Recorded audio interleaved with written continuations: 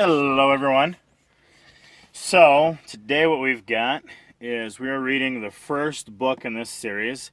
This one is Miss Peregrine's Home for Peculiar Children. If you haven't seen the movie yet, it's apparently a movie that she recommends.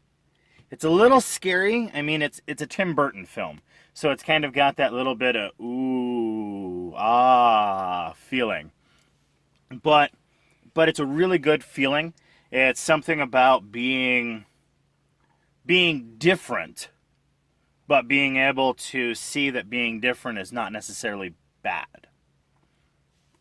So today what we've got, since this is the first time we're jumping into this one is book one, like I said.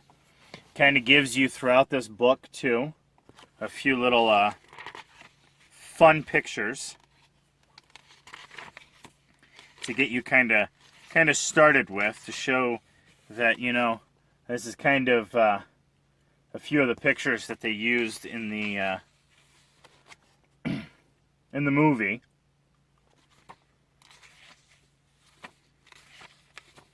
So let's go ahead here, and if this is one you would like me to read more quickly, again, that's not lessening up the Dresden Files, but if this is one that you would like me to read or try to read more quickly, or if this is a book, a series that you would like me to get the other books for, do let me know down in the comments down below.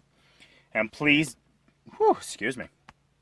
please do like, share, and subscribe. And let's go ahead and grab your books and start on chapter 1.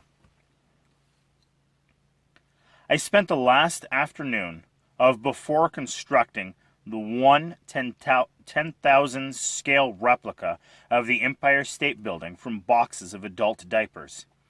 It was a thing of beauty, really, spanning 5 feet at its base and towering above the cosmetics aisle, with jumbos for the foundation, lights for the observation deck, and meticulously stacked trial sizes for its iconic spire.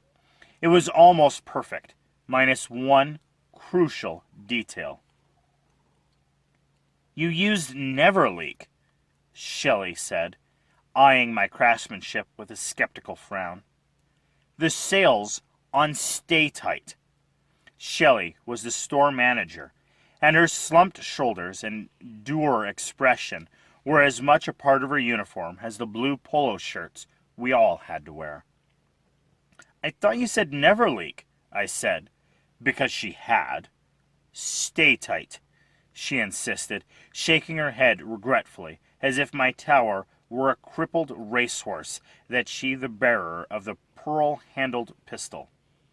There was a brief but awkward silence in which she continued to shake her head and shift her eyes from me to the tower and back to me again. I stared blankly at her, as if completely failing to grasp what she was passive-aggressively implying. "Oh," I said finally. "You mean you want me to do it over?" "It's just that you used Neverleak," she repeated. "No problem. I'll get started right away." With the toe of my regulation black sneaker, I nudged a single box from the tower's foundation, and an instant later, the whole magnificent structure was cascading down around us, sending a tidal wave of diapers crashing across the floor. Boxes, careening off the ledges of startled customers, skidding as far as the automatic door which slid open, letting in a rush of August heat. Shelley's face turned the color of ripe pomegranate. She should have fired me on the spot, but I knew I'd never be so lucky. I'd been trying to get fired from Smart Aid all summer, and it had proved next to impossible. I came in late, repeatedly, with the flimsiest of excuses, made shockingly incorrect change, even misheaved things on purpose, stocking lotions among laxatives and birth control with baby shampoo. Rarely had I worked so hard at anything, and yet no matter how incompetent I pretended to be, Shelley stubbornly kept me on the payroll. Let me qualify my previous statement. It was next to impossible for me to get fired from SmartAid. Any other employee would have been out the door a dozen minor infractions ago. It was my first lesson in politics. There are 3 SmartAids in Inglewood, the small, somnolent beach town where I live. There are 27 in Saratoga County, and 115 in all of Florida, spreading across a state like some untreatable rash. The reason I couldn't be fired was that my uncles owned every single one of them. The reason I couldn't quit was that working at SmartAid as your first job had long been a hallowed family tradition. All my campaign of self-sabotage had earned me was an unwinnable feud with Shelley and the deep and abiding resentment of my coworkers, who, let's face it, were going to resent me anyway, because no matter how many displays I knocked over or customers I shortchanged, one day I was going to inherit a sizable chunk of the company, and they were not. Wading through the diapers, Shelley poked her finger into my chest and was about to say something dour when the PA system interrupted her. Jacob, you have a call on line 2. Jacob, line 2. She glared at me as I backed away, leaving her pomegranate faced amid the ruins of my tower. The employee lounge was a dank, windowless room where I found the pharmacy assistant Linda nibbling a crustless sandwich in the vivid glow of a soda machine. She nodded at a phone screwed to the wall. Line 2's for you. Whoever it is sounds freaked. I picked up the dangling receiver. Jacob, is that you? Hi, Grandpa Portman. Jacob, thank God! I need my key. Where's my key? He sounded upset and out of breath. What key? Don't play games, he snapped. You know what key. You probably just misplaced it. Your father put you up to this, he said. Just tell me. He doesn't have to know. Nobody put me up to anything. I tried to change the subject. Did you take your pills this morning? They're coming for me, you understand? I don't know how they found me after all these years, but they did. What am I supposed to fight them with? The goddamn butter knife? It wasn't the first time I had heard him talk like this. My grandfather was getting old, and frankly, he was starting to lose it. The signs of his mental decline had been subtle at first, like forgetting to buy groceries or calling my mother by my aunt's name. But over the summer, his encroaching dementia had taken a cruel twist. Fantastic stories he'd invented about his life during the war, the monsters, the enchanted island, had become completely, oppressively real to him. He'd been especially agitated the last few weeks, and my parents, who feared he was becoming a danger to himself, were seriously considering putting him in a home. For some reason, I was the only one who received these apocalyptic phone calls from him. As usual, I did my best to calm him down. You're safe. Everything's fine. I'll bring over a video for us to watch later. How's that sound? No! Stay where you are. It's not safe here. Grandpa, the monsters aren't coming for you. You killed them all in the war, remember? I turned to face the wall, trying to hide my end of this bizarre conversation from Linda, who shot me a curious glance while pretending to read a fashion magazine. No, not all of them, he said. No, I killed a lot, sure, but there are always more. I could hear him banging around his house, opening drawers, slamming things. He was in full meltdown. You stay away, hear me? I'll be fine. Cut out their tongues and stab them in the eyes. That's all you gotta do. If I could just find my goddamned key. The key in question opened a giant locker in Grandpa Portman's garage. Inside was a stockpile of guns and knives sufficient to arm a small militia.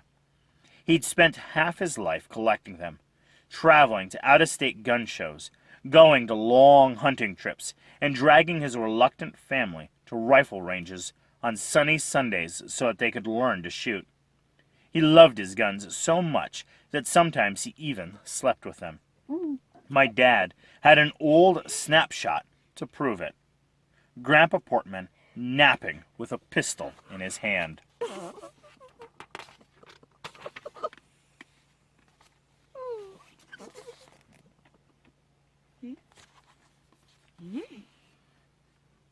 When I asked my dad why Grandpa was so crazy about guns, he said it sometimes happened to people who used to be soldiers or who had experienced traumatic things.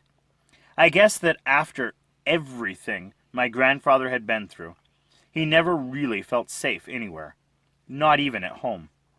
The irony was now that delusions and paranoia were starting to get the best of him. It was true. He wasn't safe at home. Not with all those guns around.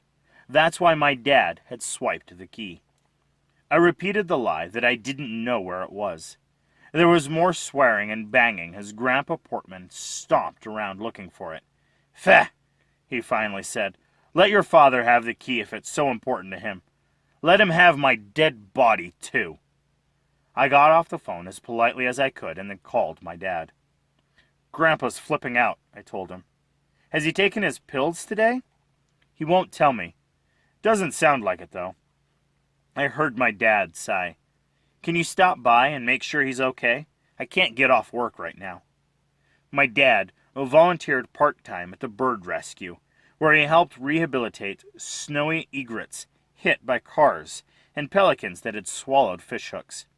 He was an amateur ornithologist and a wannabe nature writer, with a stack of unpublished manuscripts to prove it, which are real jobs, only if you happen to be married to a woman whose family owns 115 drugstores.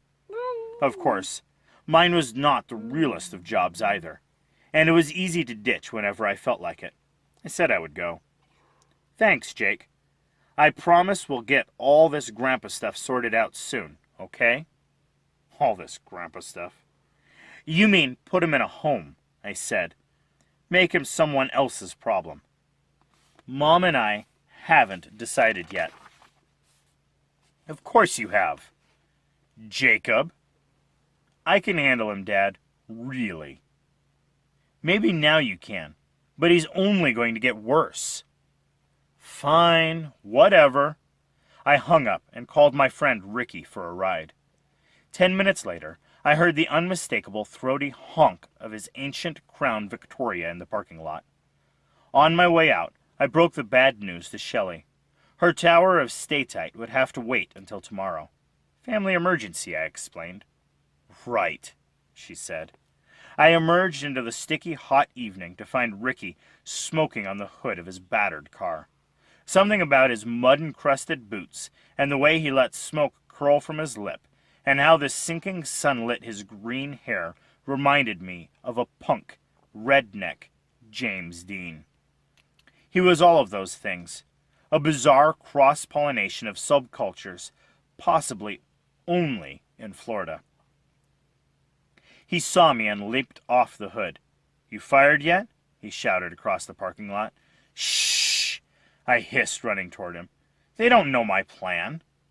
Ricky punched my shoulder in a manner meant to be encouragement, but that nearly snapped my rotator cuff.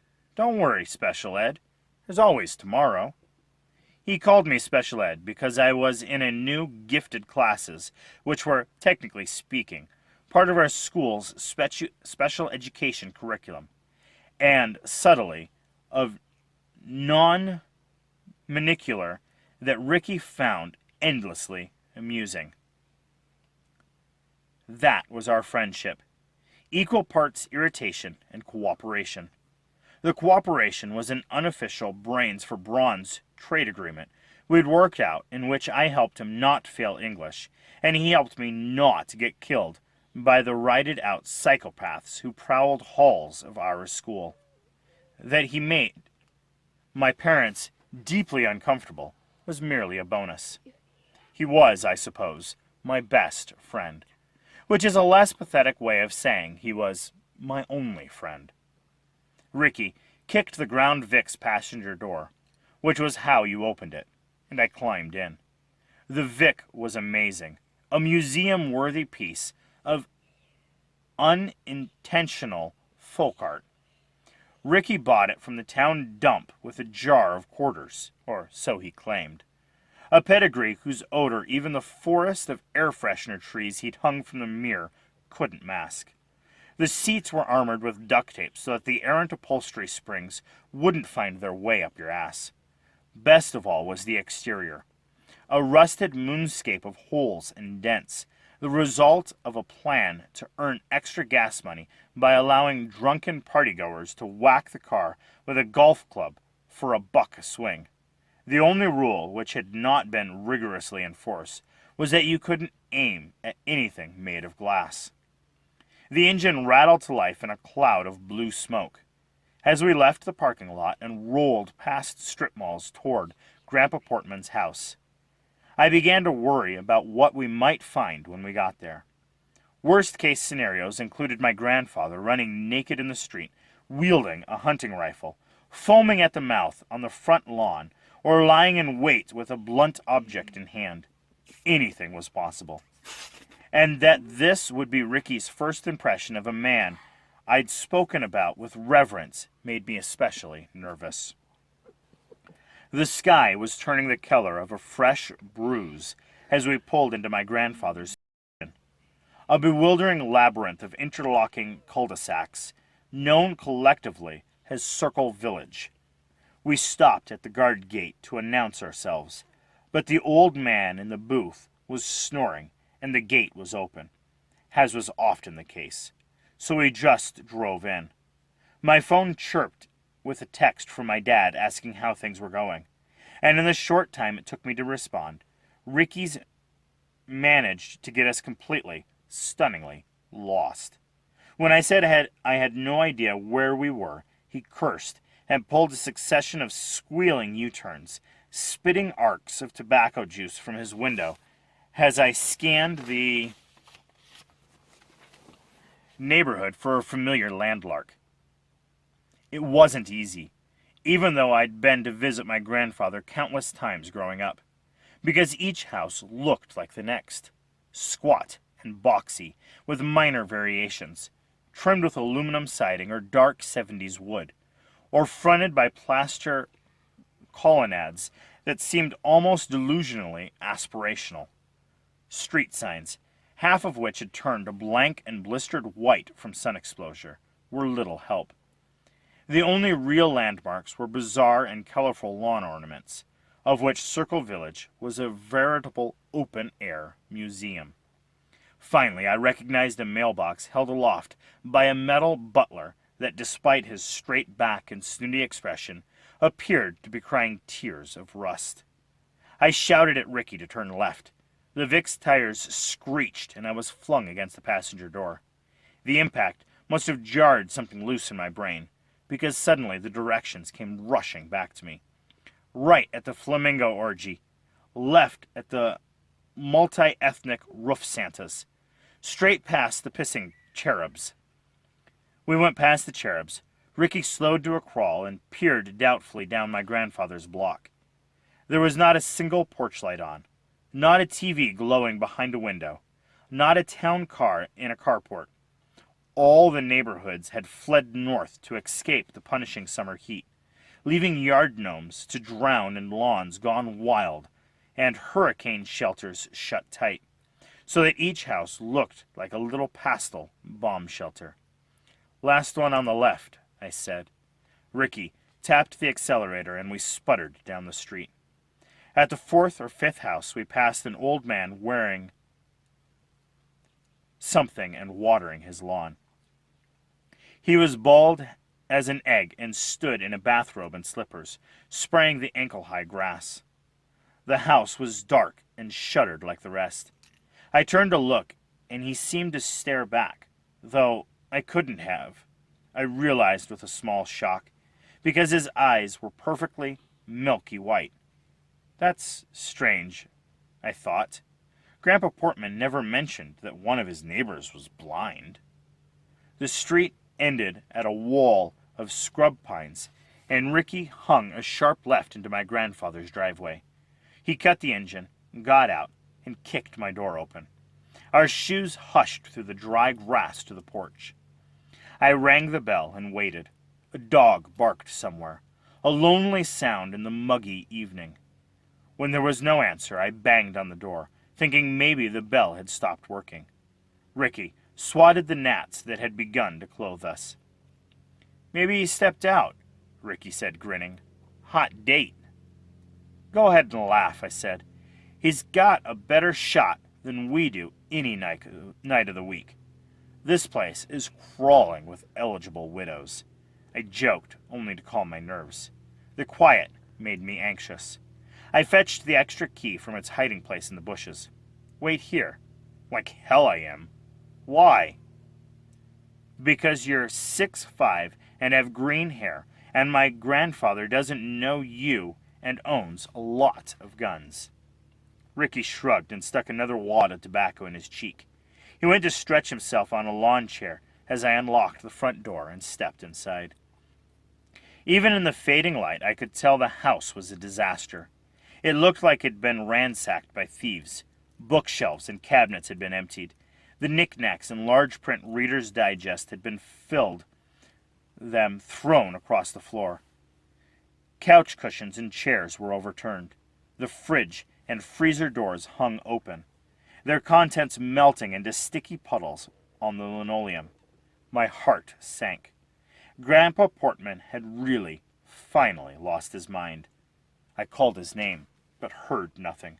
I went from room to room, turning on lights and looking anywhere a paranoid old man might hide from monsters.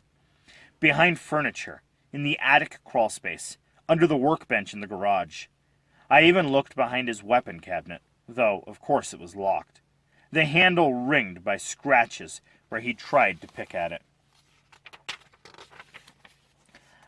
Out on the lawn, a gallows of unwanted ferns swung, browning in the breeze, while on my knees, on the astroturfed floor, I peered beneath a rattan benches, afraid of what I might discover. I saw a gleam of light from the backyard. Running through the screen door, I found a flashlight abandoned in the grass. Its beam pointed at the woods that edged my grandfather's yard. A scrubby wilderness of sawtooth pimentos and trash palms that ran from a mile between Circle Village and the next subdivision, Century Woods. According to local legend, the woods were crawling with snakes, raccoons, and wild boars. When I pictured my grandfather out there, lost and raving with nothing but his bathrobe, a black feeling welled up in me. Every other week, there was a news story about some geriatric citizen tripping into a retention pond and being devoured by alligators. The worst-case scenario wasn't hard to imagine. I shouted for Ricky, and a moment later he came tearing around the side of the house.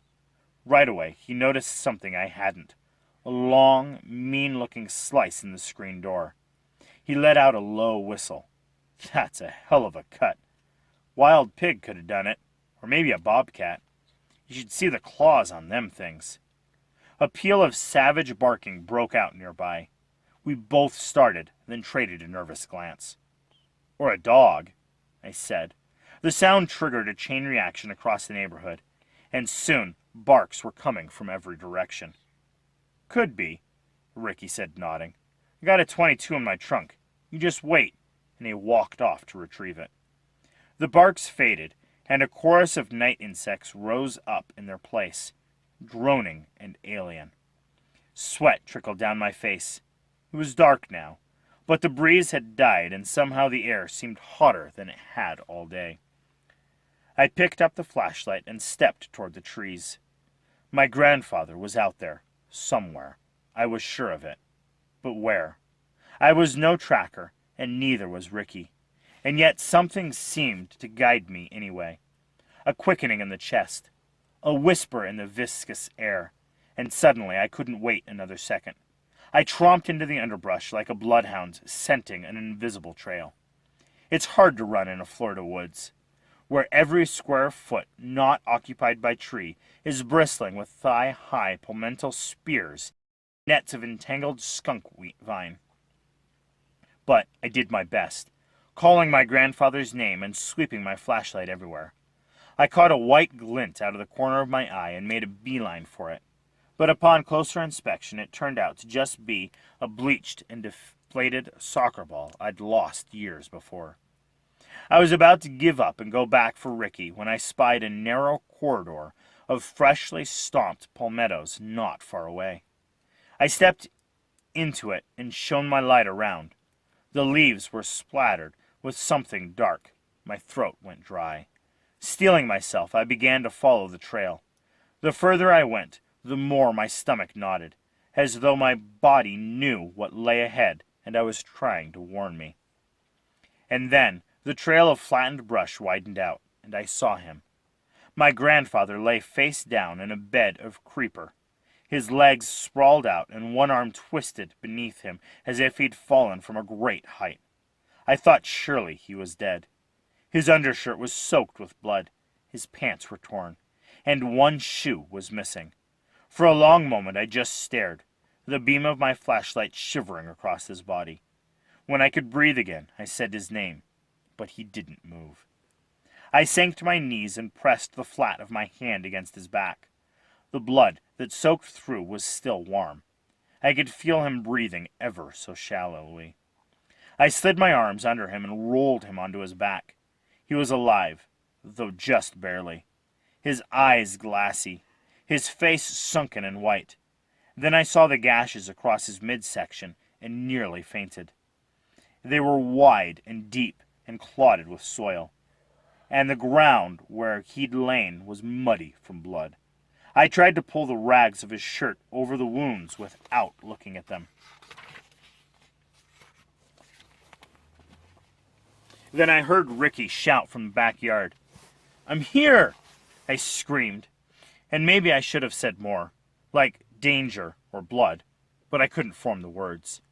All I could think was that grandfather was supposed to die in beds, in hushed places, humming with machines, not in heaps on the sudden reeking ground with ants marching over them.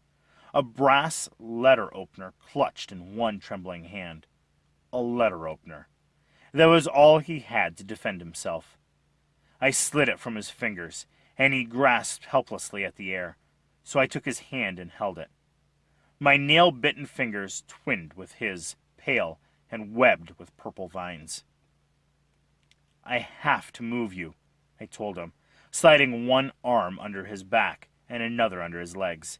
I began to lift, but he moaned and went rigid, so I stopped. I couldn't bear to hurt him. I couldn't leave him here either, and there was nothing to do but wait. So I gently brushed loose the soil from his arms and face and thinning white hair. This was when I noticed his lips moving. His voice was barely audible, something less than a whisper. I leaned down and put my ear to his lips. He was mumbling, fading in and out of lunacy, shifting between English and Polish. "I don't understand," I whispered. I repeated his name until his eyes seemed to focus on me, and then he drew a sharp breath and said, quite quiet but clearly, "Go to the island, Jakob. Here is not safe." It was the old paranoia. I squeezed his hand and assured him we were fine. He was going to be fine. That was twice in one day that I'd lied to him. I asked him what happened, what animal had hurt him, but he wasn't listening. "Go to the island," he repeated. "You'll be safe there. Promise me." "I will. I promise." What else could I say? "I thought I could protect you," he said. "I should have told you a long time ago." I could see the life going out of him. "Told me what?" I said, choking back tears. "There's no time," he whispered. Then he raised his head off the ground, trembling with the effort, and breathed into my ear. "Find the bird. in the loop, on the other side of the old man's grave. September 3rd, 1940. I nodded, but he could see that I didn't understand. With his last bit of strength, he added, Emerson, the letter. Tell them what happened, Jacob. With that, he sank back, spent and fading. I told him I loved him, and then he seemed to disappear into himself, his gaze drifting past me to the sky, bristling now with stars. A moment later, Ricky crashed out of the underbrush. He saw the old man limp in my arms and fell back a step. Oh, man! Oh, Jesus! Oh, Jesus! He said, rubbing his face with his hands. And as he blabbed about finding a pulse and calling the cops, and did you see anything in the woods, the strangest feeling came over me.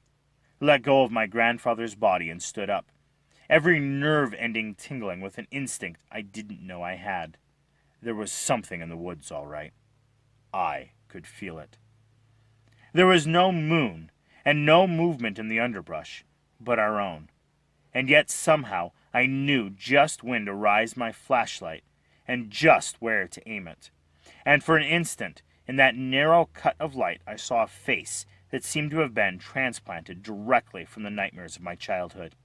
It stared back with eyes that swam in dark liquid, furrowed trenches of carbon-black flesh loose on its haunched frame. Its mouth hinged open grotesquely, so that a mass of long, eel-like tongues could wriggle out. I shouted something, and then it twisted and was gone.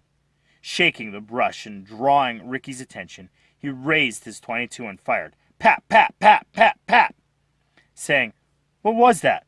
What the hell was that? But he hadn't seen it, and I couldn't speak to tell him, frozen in place as I was, my dying flashlight flickering over the blank woods.